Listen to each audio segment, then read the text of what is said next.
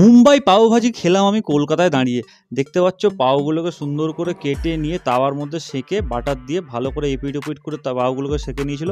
তারপরে কিছু মশলাপাতি দিয়ে ওই ভাজিটা মানে ওই ঘুগনি মতো যেটা দেয় ওটাকে তাওয়ার মধ্যে দিয়ে ভালো করে কষাচ্ছিল ব্যাপারটা, মশলাটা ভালো করে বানিয়ে দিচ্ছিলো। তারপরে প্লেটের মতো যখন সার্ভ করে দিল দেখলাম হচ্ছে কয়েকটা স্যালাড দিয়ে দিল আর একটু বাটার 1 চামচ দিয়ে ওই পাও মানে ঘুগনিটার উপরে দিয়ে বাটারটা দিয়ে দিল। এই হচ্ছে প্লেট দেখতে পাচ্ছ। আর বাটারটা দিয়েছে মানে বুঝতে পারছো, বাটারটা আমি খাওয়ার আগে আস্তে করে পুরো ঘুগনিটার উপর ছড়িয়ে দিলাম।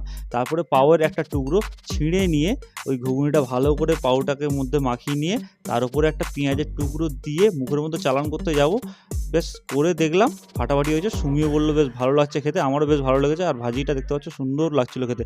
এবার পাওভাজি খাওয়ার পর গরম লাগছিল, গরমের দিন বলে কথা, তার জন্য সঙ্গে সঙ্গে আইসক্রিম খেয়ে নিলাম। সুমি ব্লুবেরি খেয়েছিল আর আমি খেয়েছিলাম ডাব ক্যান্ডি। এবার লোকেশনটা বলে দিই, এই যে দেখতে পাচ্ছ এটা হচ্ছে গড়িয়া মোড়, আর ঠিক গড়িয়া মোড়ের এখানেই হচ্ছে এই পাওভাজির দোকানটা, মুম্বাই পাওভাজি। যাও ঝটপট গিয়ে খেয়ে